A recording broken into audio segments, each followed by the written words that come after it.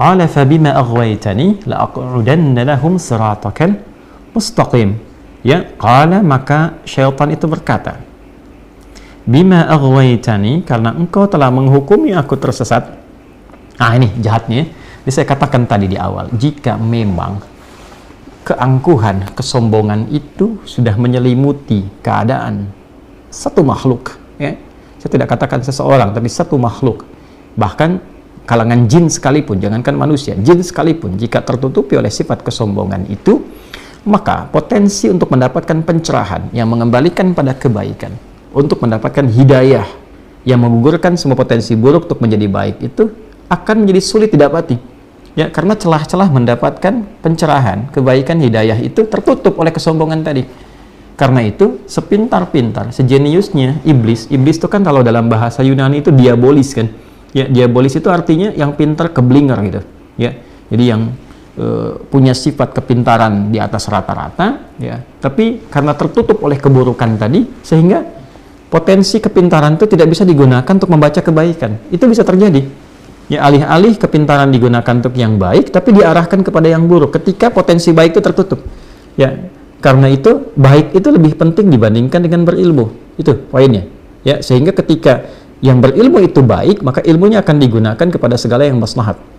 Ya, tapi semakin pintar kebaikannya tidak ada, itu damage-nya, ya, menghancurkannya lebih banyak. Jadi kalau pencuri yang pintar itu pasti ngambilnya, korupsinya lebih banyak dibandingkan dengan pencuri yang kurang pintar, ya. Nah, akan lebih bagus kalau pintar dan baik. Jadi jangan bandingkan misalnya pilih mana, pintar nggak baik atau bodoh baik, ya, maka pilihlah yang pintar dan baik, ya. Nah, kembali ke sini. Karena engkau telah menghukumi aku sesat, ya Allah, itu kan, menghukumi aku ini terjauh dari rahmatmu, fabima aghwaytani. Ya, ghawa itu kan sesuatu yang melampaui, ya, sesuatu yang lewat dari batas, gitu, ya. Ya, sesuatu yang tidak biasa. Aghwa itu menghukumi sesuatu yang telah melampaui batas, ya, sesuatu yang kelewatan, gitu kan. Ya Allah, engkau telah menghukumi aku kelewatan, ya, aku tersesat, aku bersikap yang kurang bagus, gitu kan. Nah, tertutup dia oleh keburukan tadi, la aq'udanna lahum siratakal mustaqim. Karena itu aku putuskan, ya, aku ingin buktikan, ya, kehebatanku itu, kata syaitan, ya, keangkuhannya dia ingin buktikan dengan apa?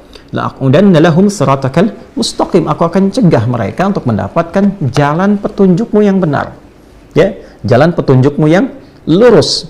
Ya, ini yang menjadikan kita setiap waktu memohon kepada Allah dijauhkan dari syaitan supaya konsisten pada petunjuk yang benar itu.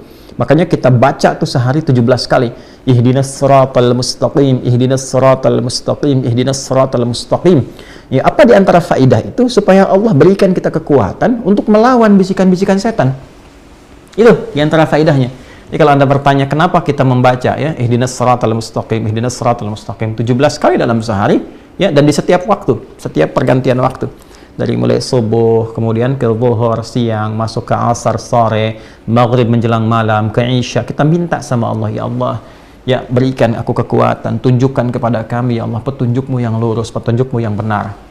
Ya, untuk minta kekuatan, supaya ditanamkan dalam jiwa kita. Nanti saya akan bahas apa kaitannya dengan keadaan jiwa.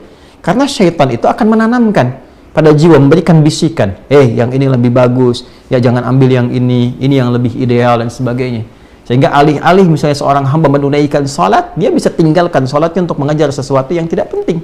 Okay? Kan ada sekarang orang mengejar untuk dapatkan satu peluang pekerjaan dan tega meninggalkan Jumatnya hanya untuk menjaga, ya, toko tertentu misalnya, atau jualan tertentu misalnya, yang dia pun tahu sebetulnya rezekinya di tangan Allah. Ini aneh memang orangnya. Dia sudah paham rezeki di tangan Allah, Allah yang memberikan rezeki kepadanya, tapi dia mengerjakan perbuatan yang menjauh dari Allah dan tidak disenangi oleh Allah Subhanahu wa ta'ala. Itu bagian dari godaan. Itu ditanamkan kepada jiwa. Makanya orang-orang yang sering sholat terkoneksi dengan Allah Subhanahu wa ta'ala, ya kan? Dia mengoneksikan dirinya untuk menyembah Allah, sujud kepada Allah Subhanahu wa ta'ala, dan berkata kemudian dalam berdirinya ihdinas siratal mustaqim, itu diberi kemantapan dalam jiwanya. Nanti saya akan terangkan, ya, bagian itu pada hal yang terpisah. Diberi kemantapan. Sinyalnya gampang. Begitu nanti ada bisikan pada keburukan, hatinya pasti akan mencegah. Ini sinyal baiknya. Jangan lakukan ini nggak bagus. Jangan lakukan itu, kau akan celaka, kau akan begini. Itu kemantapan yang dimaksudkan. Nah, di sisi lain, syaitan, ya, telah bersumpah, dia berkata, la aq'udanna lahum siratakal mustaqim. Ya, itu bahasanya menggunakan kata la aq'udanna, itu sudah menggunakan tekad kemudian diisi dengan nun taukid tsaqilah lagi. Ya, nun taukid tsaqilah menggunakan nun, ya nunnya lagi yang versi tinggi untuk menunjukkan kesungguhan. Yaitu dalam bahasa Arab itu kalau orang sudah tidak mampu mengerjakan sesuatu karena kelemahannya, yaitu sudah dikatakan dengan taqa'ud. Huwa mutaqa'id, dia sudah purna, sudah selesai. Karena keadaan fisiknya sudah tidak memungkinkan mengerjakan pekerjaan yang seperti ini lagi. Okay? Nah, kalau kita ingin melemahkan sesuatu sehingga tidak mampu mengerjakan tugas yang akan dilakukan dan dia menjadi betul-betul lemah, itu menggunakan diksi yang disebutkan dalam Al-Quran ini. Ya, la aq'udanna, itu la-nya menunjukkan kesungguhan, ditambah lagi keseriusan pakai nun taukid, itu tsaqilah di situ, ya, dan itu menunjukkan tekad yang sangat serius. Aku betul-betul akan melemahkan, itu kata syaitan, ya, dan ini ditampilkan di Al-Quran untuk memberikan informasi kepada kita supaya kita kenal, gitu. Ini kalau Allah sudah sampaikan, tegaskan, nggak sadar juga manusianya dengan cara apa lagi dihambat untuk berbuat salah. Jadi ini menunjukkan bahwa Allah menginginkan hamba itu jadi saleh, karena itu diinformasikan. Ya, syaitan berkata, diinformasikan di sini, syaitan berkata, aku akan serius, bersungguh-sungguh melemahkan setiap potensi manusia untuk mengikuti petunjuk Allah yang benar. La'aqudanna lahum siratakal mustaqim. Jadi syaitan pun menyadari, mengakui petunjuk Allah ini benar. Semua yang bersumber dari Allah itu pasti baik. Dan itu syaitan sendiri mengakui. Ya, karena itu jangan diikuti. Ya, provokasi-provokasi setan ini, karena dia pun mengakui semua yang bersumber dari Allah itu benar. Artinya kalau Allah memerintahkan itu yang terbaik. Kalau Allah melarang, di situ ada bahaya. Kan? Jangan korupsi, jangan mencuri, ada bahaya di situ. Jangan menipu, jangan berdusta, ada bahaya. Jangan membunuh, jangan berzina, ada bahaya di situ. Jangan riba, ada bahaya di situ. Kan? Setan tuh mengakui. Cuman karena kesombongan, dia gengsi mau ambil. Ya, karena keduluan oleh Adam, dia nggak mau tuh, gengsi dia pada kondisi itu. Itu sebabnya yang menjadikan dia memilih untuk memprovokasi hamba, melemahkan supaya nggak paham. Ya, jangan mencuri, diberikan gambaran-gambaran seakan untuk dengan mencuri itu jadi lebih nikmat, jadi lebih banyak, jadi lebih elit, jadi lebih luar biasa, pengaruhnya hebat, harta dapat datang dengan cara yang cepat, banyak lagi, sehingga semua diangankan, digambarkan, lupa dengan petunjuk. Itu yang dimaksud la'aqudanna lahum. Ya, saya kelihatannya lebih enak. Jangan zina, tetap aja ada yang zina. Karena digambarkan gitu. Tahu, dalam hati kecilnya tahu mencuri itu salah, korupsi itu salah, zina itu salah. Tapi kenapa masih dilakukan? Ini problemnya. Karena nggak kenal dengan cara kerja syaitan ini. Nggak kenal. Ya, jangan riba, masih riba. Ya kan? Jangan zina, masih zina. Tiap hari berita kelihatan, ini selingkuh dengan ini zina, ini begini, ini begitu. Ya kan?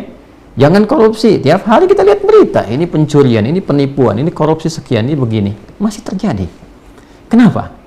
Boleh jadi karena kurang dekat dengan Allah. Ini. Ya kan? Bahasa gampangnya kurang ibadah, kurang sholat. Jarang baca dengan benar ihdinas siratal mustaqim. Sholatnya nggak khusyuk. Kelihatan kayak yang sholat, tapi nggak khusyuk. Nggak fokus dalam sholatnya. Sholat pun karena ada motivasi tertentu saja. Nah, ini problem, itu juga ada dalam Quran. Ada orang yang sholat itu karena motivasi tertentu, karena ria, pencitraan, karena ngejar sesuatu, disebut dengan celaka.